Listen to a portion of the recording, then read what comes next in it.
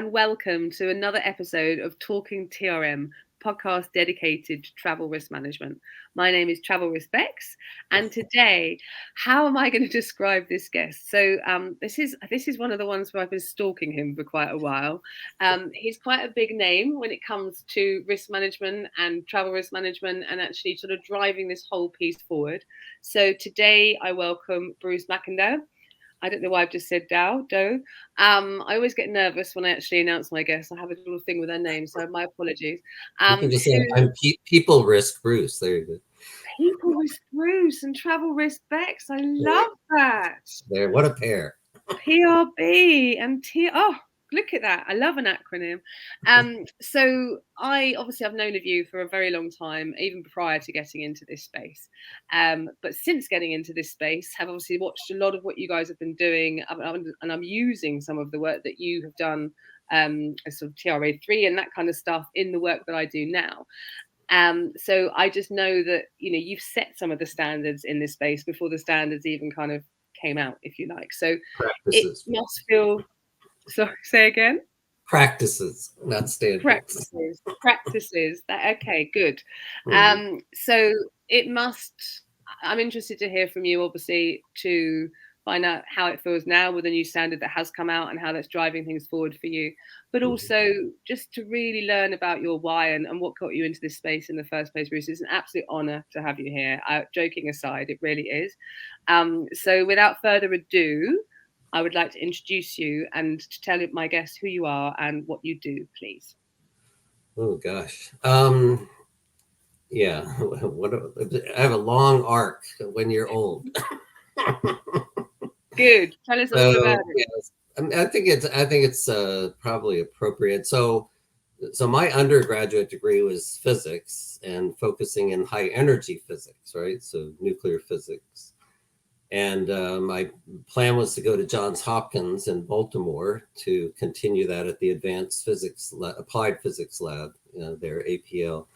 And then I got the computer bug and switched and got my master's in computer science. So that was my first word. Worked at NASA, worked in space missions and those kinds of things, and then kind of got recruited to support NSA, the National Security Agency, and then ended up in a 14-year career in the intelligence community. So that's kind of how all this foundation of my primary focus in the 90s was both computer security, what we call the rainbow books, and but also support to the warfighter and intelligence. And when I was there at the end, kind of in the late 90s, was the internet was coming on, and kind of the whole IC was looking at how do we use this. And so when I was out looking at that and looking at the private sector, I was just amazed that, major companies, big, huge financial services, basically were blind to the world. They didn't have really any kind of intelligence, as I would think about it, in the government. And talked with the director at the time, and he was going out to a dual use technology investment company. But the bottom line was, well, do something about it. So in April of 99, I left, and in the fall of 99, started a company called iJet International. And the primary focus at that time was to provide global, we call indication and warning intelligence for the private sector, right? But there had to be a use case, right? and a buddy or an individual that I got introduced to had an idea about, doing this for travelers, right? And maybe looking at how we support the warfighter and the military for preparation of the battlefield and providing tactical intelligence so that they're aware of what's going on, that kind of thing. And anyway, so that's where all this started. And we started to get into, more and more about that and thinking about that. And so the iJet became I Just Enjoy Travel. So yeah. Love it. Yeah. So then, that was early on, the early, 2000, 2002. in 2004 was kind of the first, kind of the whole concept of kind of risk management frameworks and those kinds of things. And we started to look at like, okay, how do we systematically manage the risk of the person that's on travel, right?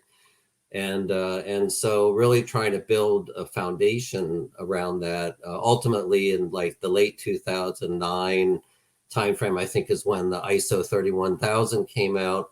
So kind of that, and I think you have the original stuff from 2004 around the travel risk management maturity model, right? Which we took the idea from Carnegie Mellon and the software capability model and kind of took that with at that time, I think it might have been, actually, I think it was the Australians that had a risk standard that we were kind of using prior to 31,000.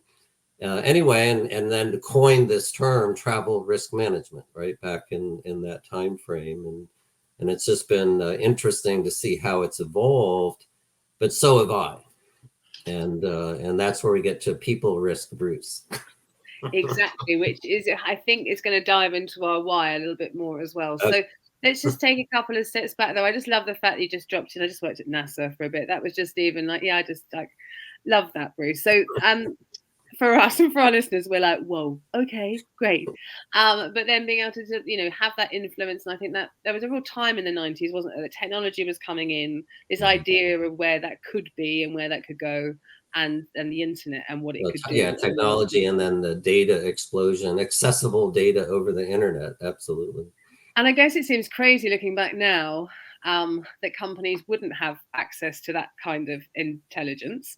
Arguably, they almost have access to too much data now. But I think when we bring it back to the travel piece, we're still stuck, even all these years later, in not brilliant data, certainly from the travel side. And then where that ends up in the assistance side as well. We still seem to have big issues in this space, which ultimately is what the security manager or anyone else who's trying to run the program is relying on, right? That travel data.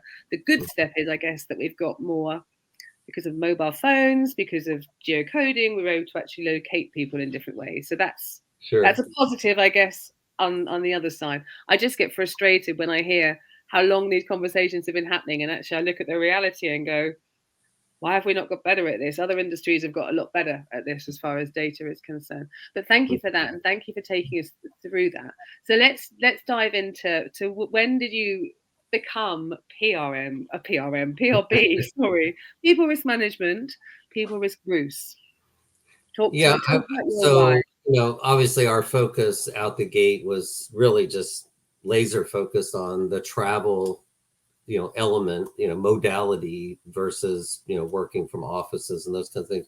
As I was developing iJet and we were developing the platform and working with organizations, it became clear that, there were 4 asset classes that mattered to organizations, right?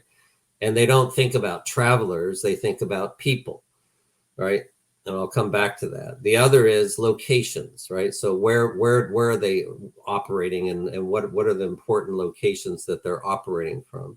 Then there's what I call things or supply. So what things do they need to make the magic happen? And the fourth one, of course, which is intangible, which is information assets, right? So though bringing those together. So as you're starting to look at that in like, what are the concerns around loss? Right, which spurned all the whole business continuity, resiliency, all that kind of stuff. But more importantly, protection, right? So we have all these protective services, right? Emergency management, crisis management, EHS, environmental health and safety. And so when you start stepping back from this and looking what organizations actually have to juggle and deal with every day, the centroid for them is the people asset, right? And so, okay, so why are we having executive protection and TRM and health and safety and all this stuff?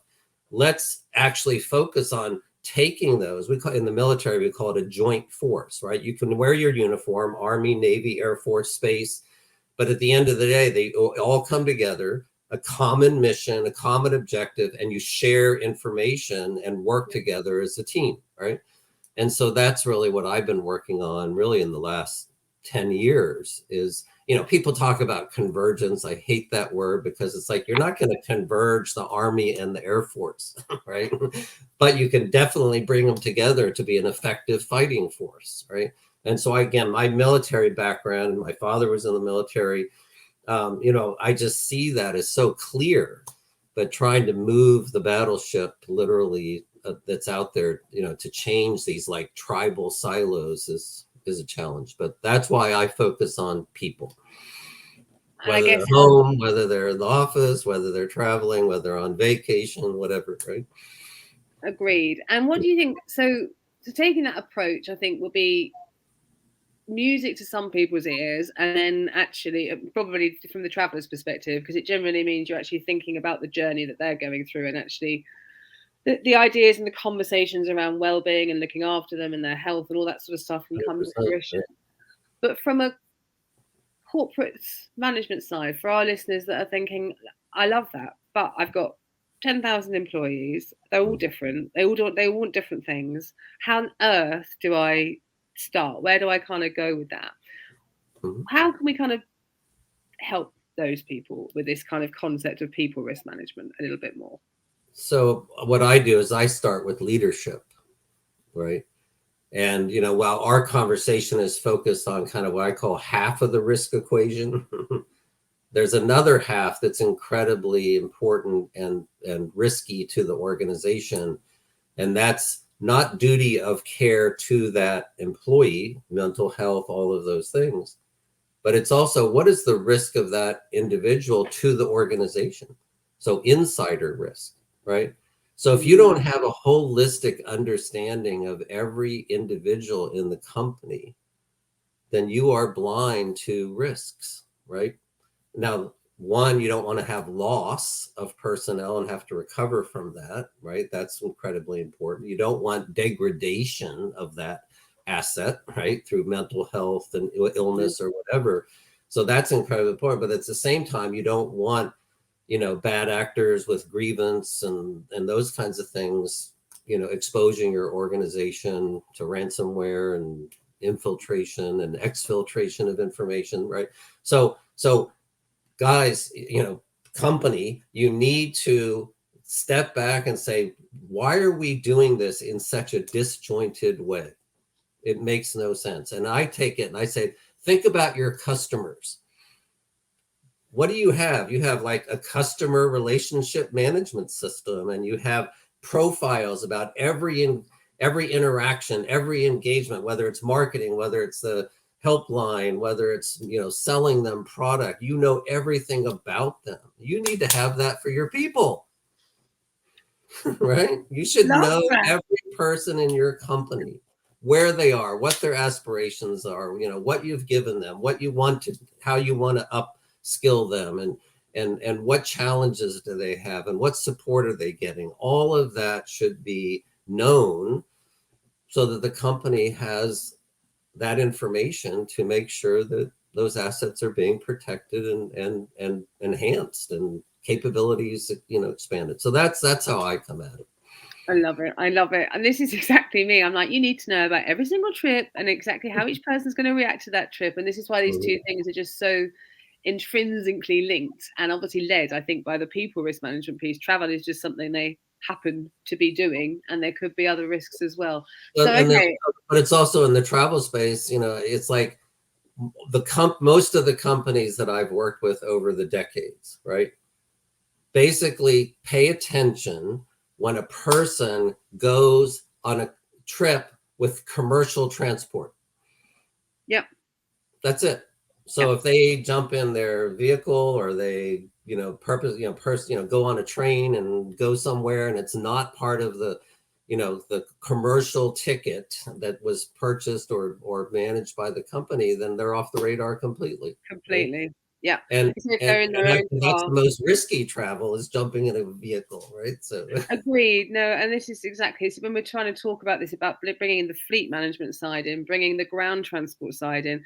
Don't sort of just be stuck with the kind of the air and the kind of international transport piece. And that ties straight back into what we were talking about earlier about the data, right? So depending on your partner, depends on which country you're booking in, depends on what level of data you're going to get through your tool, and that's arguably what's going to then go through to be tracked about you. So then there's this question of trust, isn't there? So I mean, I am with you, Bruce. I am converted. We have the same acronyms practically. We're there.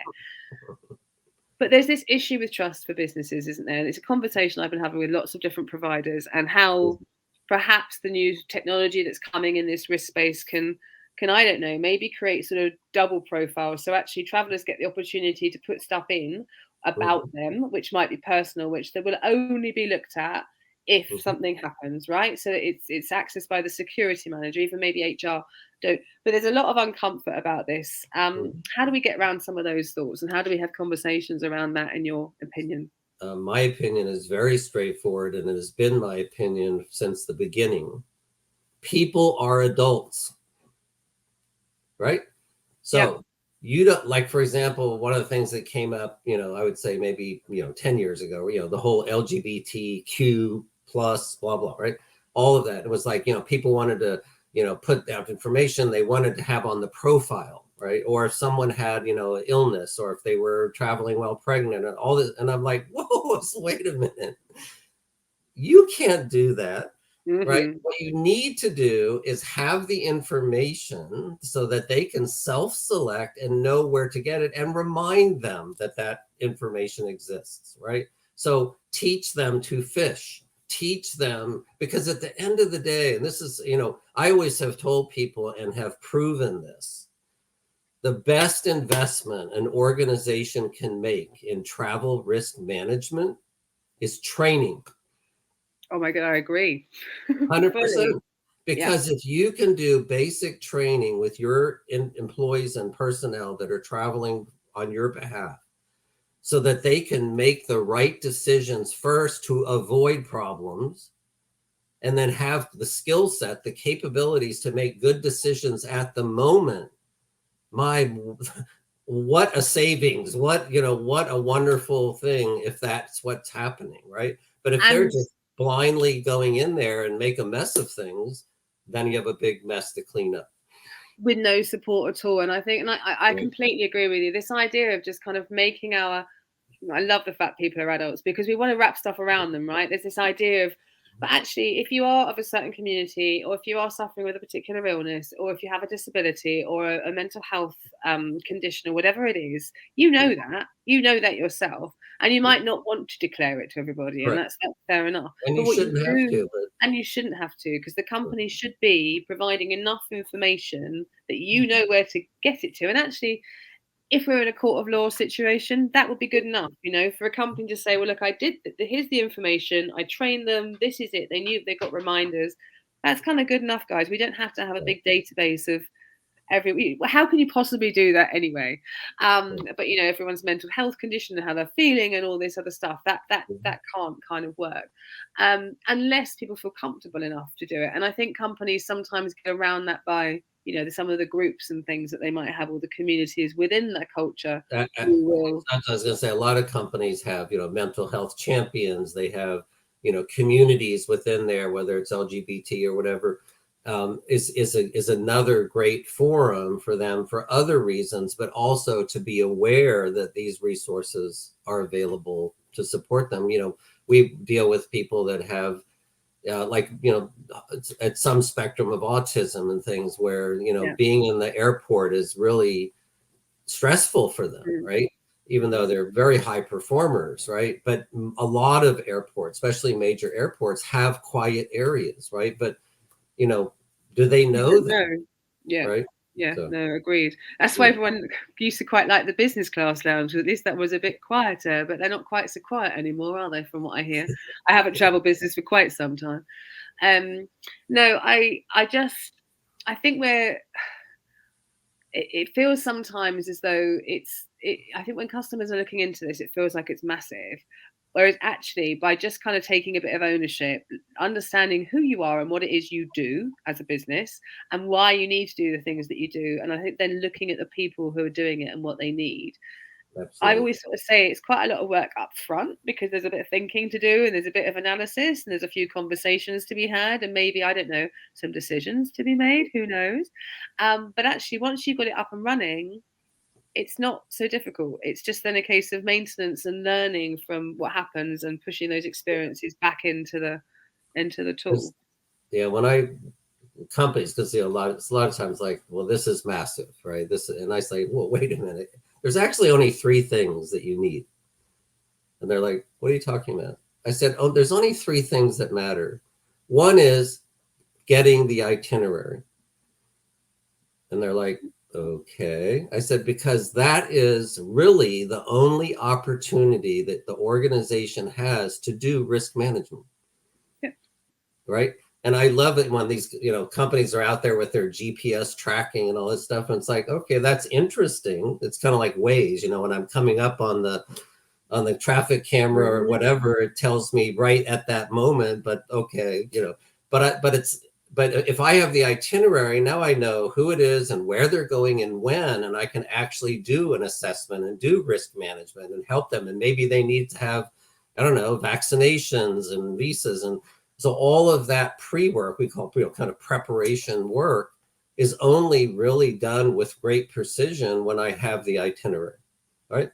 So that's that. And part of that is also preparation, which is training. Yeah.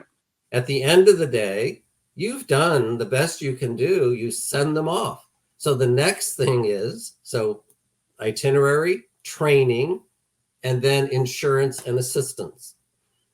Who is going to come to my aid and who's going to cover the economic risk to the company in the event we have a problem? Yeah.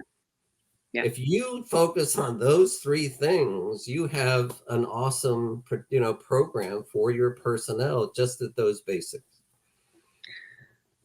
100%. Yeah. I was smiling as you said the itinerary because I think that in its own right can be complicated. Maybe not so much US side, of course, because a lot more is still going through the TMC. Whereas I think European side, that becomes more complicated. Because of train travel, right? I just pop Yeah. on the train. I'm in Brussels, right?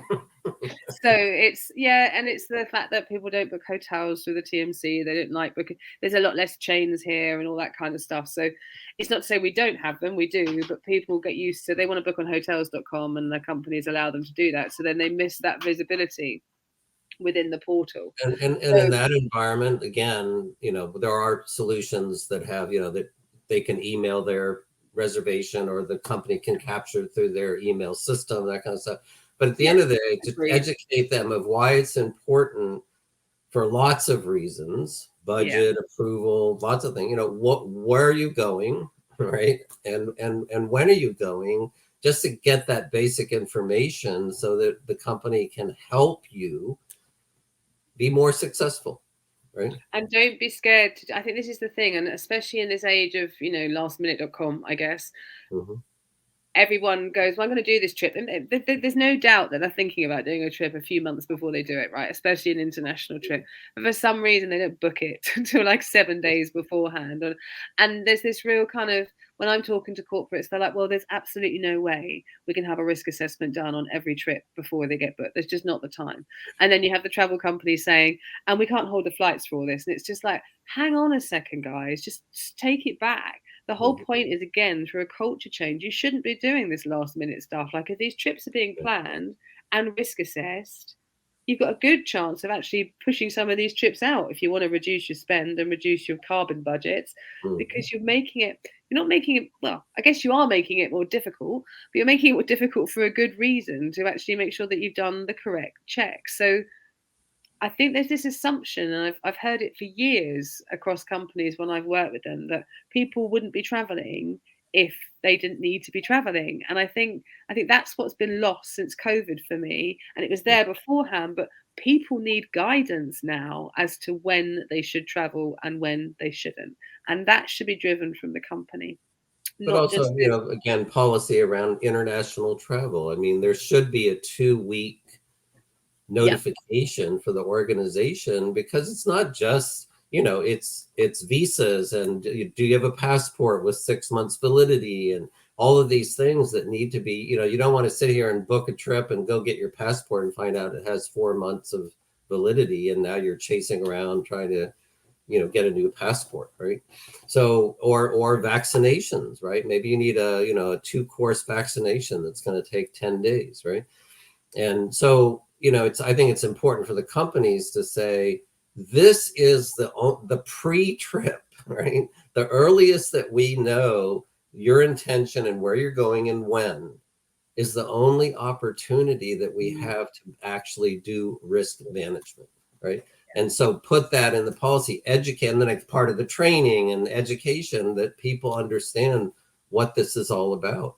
And it's the same thing around, leisure travel. It's like, yes, leisure travel, the asset that you're protecting is the person, right? You don't forget about them just because they're going on holiday to the, I don't know, or Egypt or something, right? That you should be supporting them. Absolutely. Well, and exactly, it's in their interest, isn't it? There's some companies that do this really well, and I won't name drop them on here because it's not appropriate to. But they've actually got their staff want to put their holidays through the security team. Like, they feel so comfortable because they get why it's there, and the company's very happy for them to do that, because ultimately they're still their asset just because they're on holiday for those 2 weeks.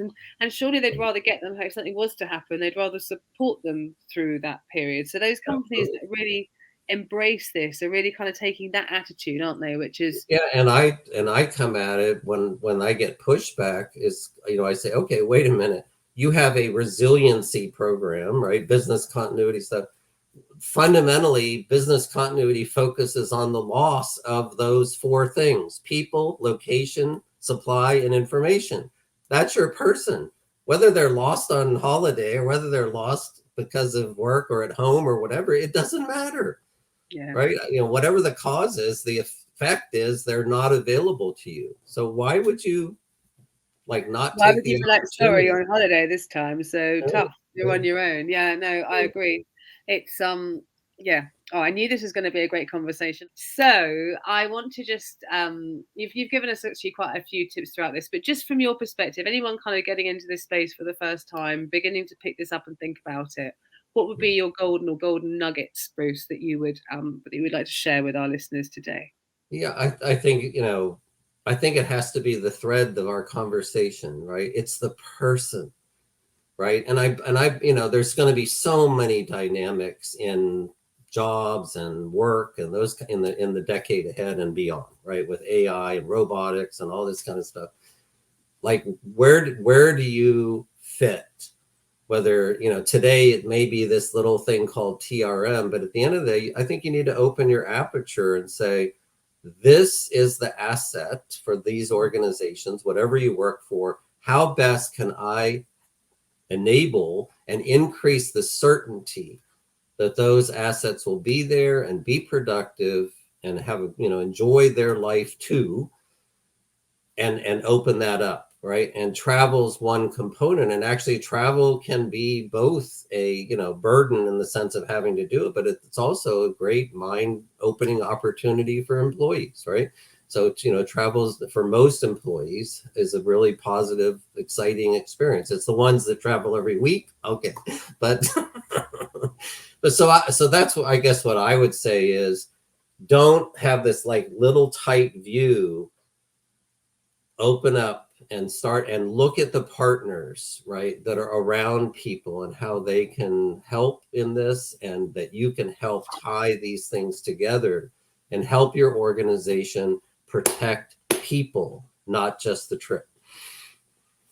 I love that. Thank you. Come out of your silos. I was just writing a piece as you were talking. It just made me think. I wrote something yesterday, which was, often the way that we manage travel at the moment is post. So it's a finance cost to manage, right? So you're literally just seeing lines on a spreadsheet, and you're seeing a lot of lines and a lot of invoices, and it's not really telling you much. But what you need to remember is every single one of those lines was a lived experience by one of your either employees or staff, people. Let's just call it people. And as much as it's just a frustration for you now to kind of do that bit that you've got to do to it, we need to take it way back to actually understand what the program is. Absolutely. Bruce, thank you so much. Yeah, I know that everyone's going to love this. Thank you so much. Everybody, Bruce McIndoe, one of the godfathers of travel risk management. He'll tell me off for saying grandfather. And people risk management. Just everyone look after your people. So you've been listening to Talking TRM with Travel Respects. We'll be back in a couple of weeks with another episode. In the meantime, take care, stay safe, and in this case, look after your people. Thank you very much. Goodbye.